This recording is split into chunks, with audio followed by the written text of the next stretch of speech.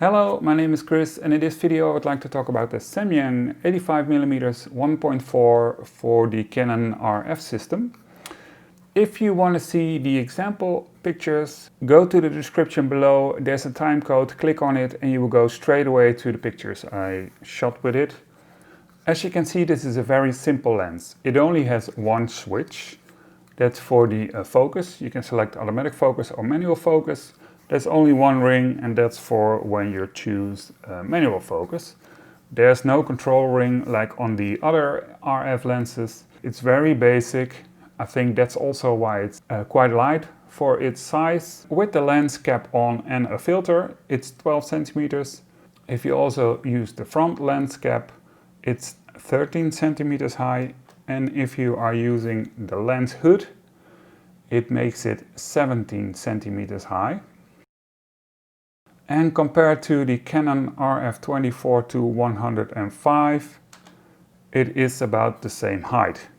The filter diameter is 77 millimeters. That's also the same as the Canon RF24 to 105. Only the barrel thickness is 88 millimeters. And that's why this lens looks a bit fatter. In my opinion, the fatter the better. For lenses, that is. Compare the lens to the RF24 105, it's about the same height. It's also about the same weight. This lens weighs with caps and filters around 600 grams. So this lens is half the weight of the Canon RF85 1.2mm because that weighs 1.2 kilograms. Fixed to my Canon EOS R6, the lens and the camera weigh together 1.3 kilograms. And normally I use a cage and then it comes in at 1.8 kilograms, and if I fix my monitor on it, it will bring me to 2.2 kilograms. I had no problem using it for a few hours with this setup. The price of this lens is, in my country, 670 euros. That's in the Netherlands. Keep in mind, if you want to update this lens, and I have a whole video about this, you have to pay an extra 80 euros to get the docking station. And you really want to update this lens if you're using it on an R5 or an R6. In version 3 of the firmware, it's compatible with the IBIS, and also the focus system is quite a bit faster. Compared to the Canon RF 1.2 millimeters, that's around 3,000 euros, and the Canon RF 2.0 is a bit more expensive, 720 euros, but then you don't need a docking station to update the firmware. So it's cheaper, but the maximum aperture is f2.0 and this one is 1.4. Let's have a look at some pictures. So first, I took some pictures of this flower bouquet and I'm going to show you the difference in aperture. This is aperture 1.4, it had some really nice bokeh. And the next picture is f2.2. I used the brightness metering in the camera, so the camera says the brightness is perfect. And as you can see, there's a little bit difference. This one is a little bit brighter at 2.2. And also the bokeh is less, of course. And if we go to f4.0, you can see a little more detail in the background. There's a little less bokeh, and if we go to f9, it's still some unsharpness in the background, but it's a lot less than f1.4. Now we're going to have a look at vignetting. I took a picture of the wall. The wall is one color, and as you can see in this picture at aperture f1.4, there's a lot of vignetting. And I took this picture into Lightroom. This one has no correction at all, so it's the same picture. And the next one, I put the correction for Samyang. And as you can see, is a little less vignetting, but there's still some noticeable vignetting.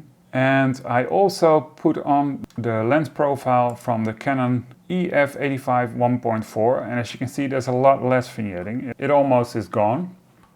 And now I'll show you a picture I took with it. And you can see I took a picture of my dog. This is without correction. Here is the correction from the Samyang lens profile. And if I use the Canon lens profile, you see it's a lot brighter, but also there's a little bit distortion. So I'm not sure if you should use it, but this is of course up to you. And this is the picture at 100%. And you can see the sharpness is quite good at 1.4. There's some really nice fall off at the nose and at the ears, and the sharpness is at the eyes. The next picture I took a few weeks ago, and if we zoom in to 100%, you can see the sharpness is on the wood beam and on the eyes. This picture I took in the city, and you can really see the shallow depth of field. I focused on the center, and you can see when we zoom in to 100%, you can see that the sharpness is in the spider web, and this is only about 5 centimeters, I think, and you can see the depth of field. This is at aperture 1.4, and it's at 1/50 of a second handheld. The next picture I took of some bells, and you can really see the shallow depth of field. And this next picture I made from the town where I live in. There's this maquette, and there's some really nice fall off. This one is a bit lower. As you can see, you really get a really nice shallow depth of field. And here's a picture I took of a statue, and the sharpness is really good. Here's a portrait picture I took of my dad. You can see when I zoom into 100%, the sharpness looks really good, even at 1.4. There's another portrait picture I took of my dad.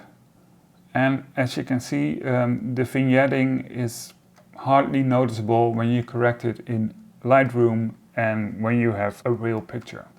And here's a portrait picture I took of myself. This one is zoomed in at 150%, and as you can see, the sharpness is really nice. You can see the fall off at the nose and even at the eyebrows or my other eye. On the last day of the year, we always have some party over here, and we eat these kind of oil balls, if you translate it. Yeah, it's a festivity dinner, and we always make a little fire. So I also took the camera and made some pictures. Here you have some fireworks, and as you can see, the sharpness is really nice on the sparkles. And my dog again on the other side of the window, looking what's happening outside. This picture is zoomed in at 100% at f2.8, and you can see the sharpness is really nice, and the fall off is also still really good at f2.8.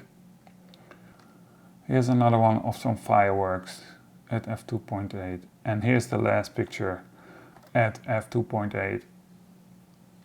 And you can see the sharpness is really good, and the fall off and the bokeh is really nice. So what's my conclusion about this lens? It comes at a very good price, but don't forget to upgrade the firmware if you're using an EOS R5 or an R6 to firmware at least number 3. That's the last one that's out at the moment. When you have that on this, the focus is good. It works really good with the IBIS. You get some really nice portrait pictures out of it. And as you can see, you can also use it at some other occasions. I can't wait to use it at my next assignment. It's nice to have in your bag as a portrait lens. If you have any questions about this lens, leave them in the comments below, and I'll see you in the next video.